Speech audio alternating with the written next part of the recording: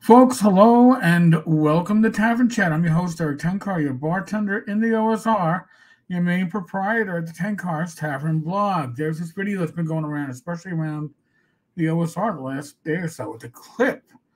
It's a piece from the D&D, Dungeons and Dragons channels, how Dungeons and Dragons started. They're talking about the book, original D&D, that's going to be coming out, I guess, in June, written by Jon Peterson. So why Jon Peterson is not the one talking about it, I think is kind of telling. But it's an interesting video. Watch the whole video, okay? Don't just go right to the clip that I'm going to show you here. And I'm showing you more than the actual clip that's going around because you need a little lead-in. And this is Jason Tondro, I believe. Never heard of him. Never heard of him in the 3 days or the 4 days or the early 5 days, but doesn't mean anything. I haven't been paying that close attention necessarily, but he's been playing since White Box.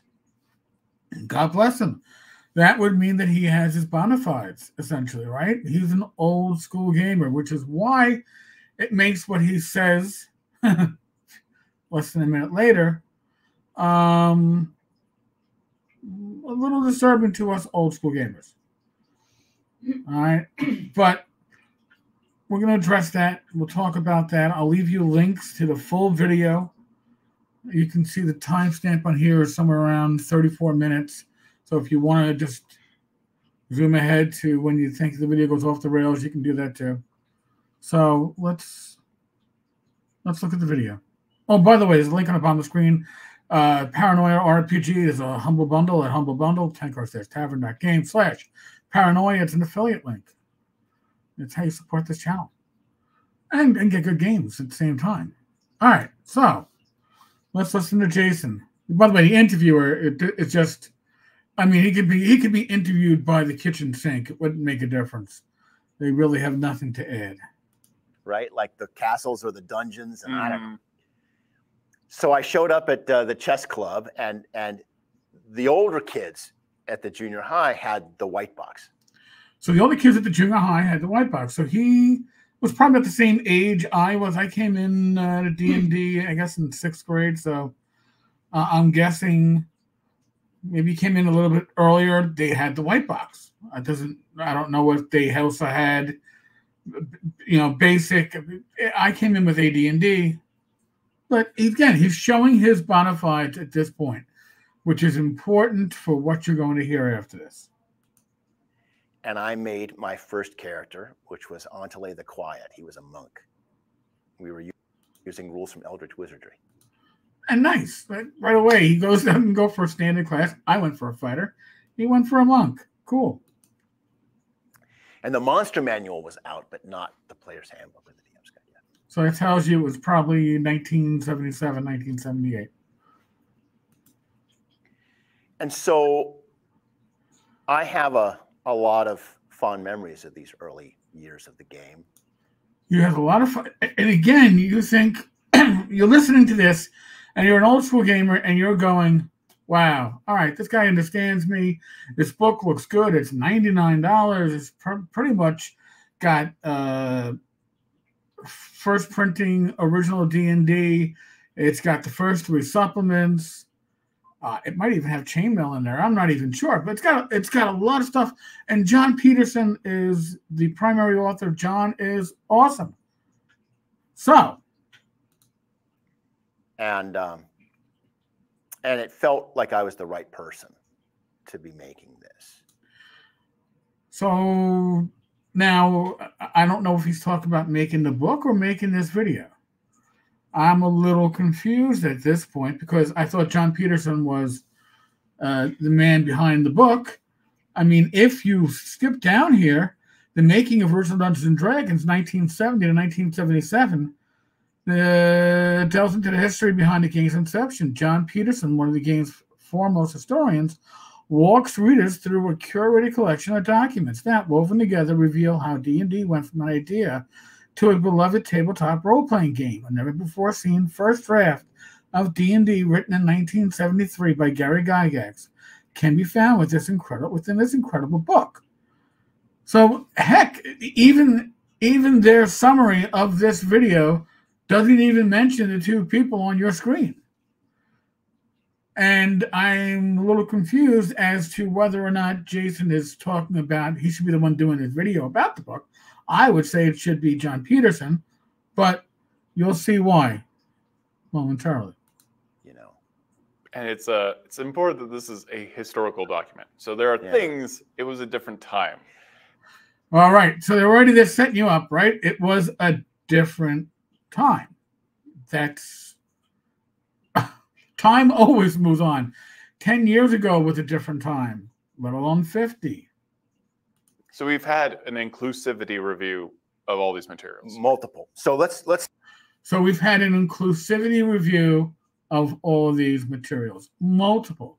Why are you bothering, with a historical book doing an inclusivity review?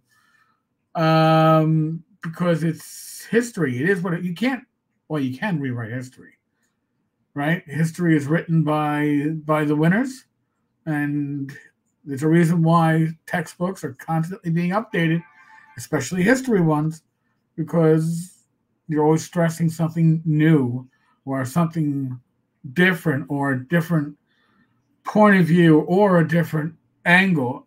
Again, I trust Jon Peterson. I expect this book to be spot on, but this does make me worry. Let's take a step back here. Let's clarify. There are materials in original Dungeons & Dragons that would never pass our inclusivity reviews today.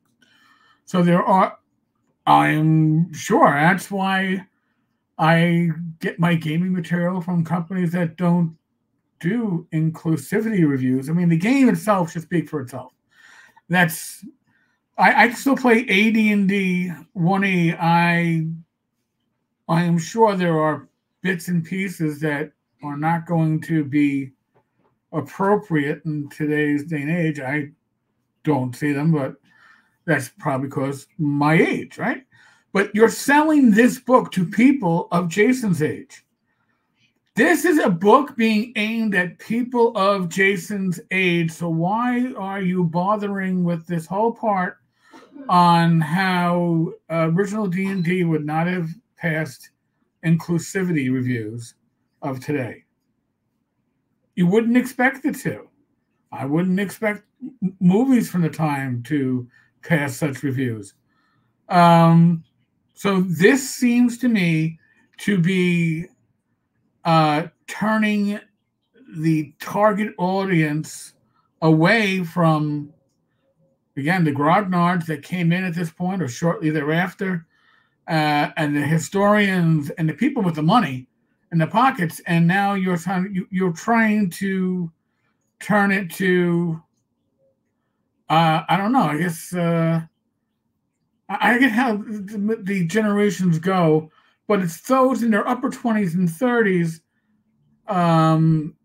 that are more progressive, but now the latest generation seems to be more conservative. So why don't you just leave this part out and nobody has to even think about it? Because you can't. It's ingrained. It's ingrained in the company. For good or bad. And then there's people that got there and say, hey, it's a good thing they're like that. More power to you. I'd rather have a good game that's well written, that doesn't worry about such stuff, common sense stuff. Sure, have representation, but do you need an inclusivity review, a DEI review for a game? I personally think that's taking it too far. But and a lot of it is some of it you can understand. Like, okay, these are a bunch of war gamers, and they're using armies from history, and so when they create a warrior class, a warrior class, and by the way, historically, your warriors were overwhelmingly male. Right? The exception will prove the rule. 999 out of 100 warriors, like I'm not saying that women didn't participate in the Revolutionary War or the Civil War. They were not in the front lines. All right, they were not picking up muskets, and if they weren't regulars because the armies weren't allowing them in. So if you're a war gamer whose war games represented the Napoleonic times or World War II, you went with those that were on the front line. So I can see where Fighting Man came from. But then again, you had Magic User, which was non-gendered, right? The only original role that was gendered was the Fighting Man. And that, could be a part of the time. Dungeons and Dragons, they call it the Fighting Man, right? Because that's what they were used to. And they were all men. They were all white dudes from... They were all white dudes from... Lake Geneva and the Twin Cities. So... Again, and this is like a social reality. You tend to socialize with people of similarities, not just similar interests, but you tend to socialize with people that are like you. Men tend to socialize with men, right? That's just how it works. When we socialize with women, it's usually because we're trying to pick up women. And when women socialize with men, it's usually because they want to drive men insane. But no, I mean, if that's part of, usually we don't, especially in the 70s, there wasn't a huge crossover in interests or hobbies between men and women. The lines were a bit more divided. But there were still women that were gaming at the time, that were playing RPGs. But that's just the tip of the iceberg, right? That's just the tip of the iceberg. There's worse. There's a lot of material in this book, and I won't go over all of it, but it would not pass our inclusivity reviews today. It would not pass our inclusivity reviews today. Why would you expect it to? I wouldn't expect 3rd edition books, right, or 4th edition books to pass WotC's inclusivity reviews today, and we can kind of prove that. The Hadozi from the new Spelljammer book? They were made a slave race, not in the days of TSR, but in the days that WotC owned the property. They tried to blame it on the original authors, creators, but hey, one of them was still working at the company at the time and said, it wasn't me. We didn't do this. So what is appropriate today under WotC's publishing guidelines, remember, they took out references to slavery and uncivilized and low intelligence. They took all the stuff out on D&D Beyond. This was an article. We've already covered that. So why would you expect books from 50 years ago to... You don't expect it. But they're offended by it. Same books that Jason played when he was younger and has fond memories of, he's offended by that. Well, we couldn't change it. It's history. We couldn't change it. It's history, which tells you they thought about changing it. They thought about could we just change Fighting Man to Fighter, which they did by the time 1st edition came around, right? You can already see that there were these changes to not have it as male-oriented as the original D&D was. But in any case, what we can do is acknowledge it and show how far we've come. Okay, well, but that shouldn't be part of a book that's historical, or maybe it is. Maybe there's going to be an addendum at the end that we never would have called a fighting man anything other than a fighter. We no longer have, I don't know if they're going to have druids, maybe druids coming out of the game because they offend Wiccans or something like that. I don't know.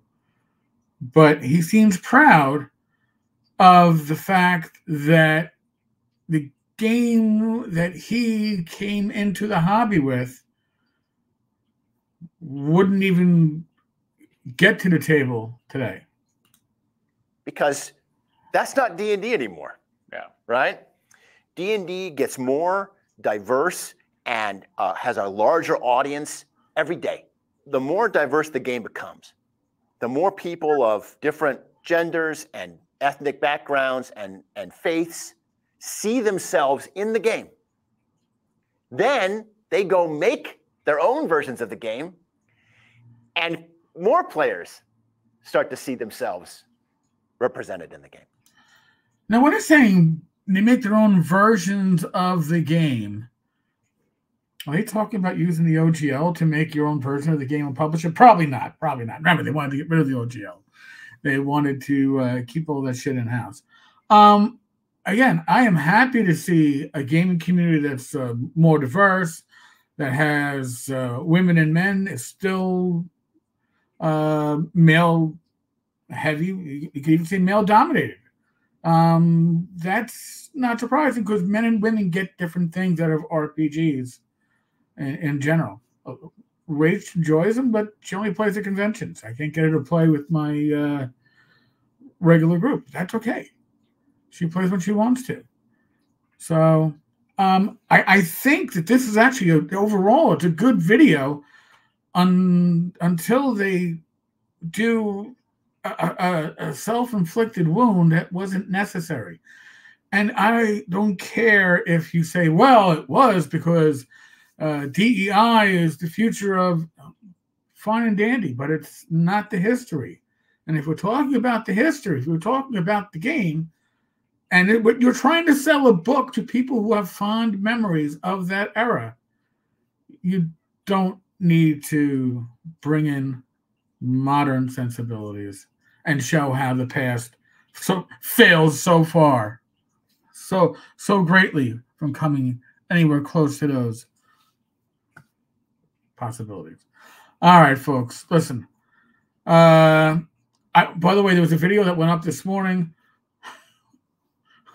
from 11 months ago. I don't know if my cat was on my keyboard. I was sleeping.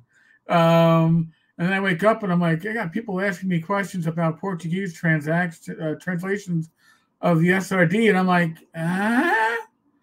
And it's a video I did 11 years ago, which somehow got resent out as a new video. God knows only.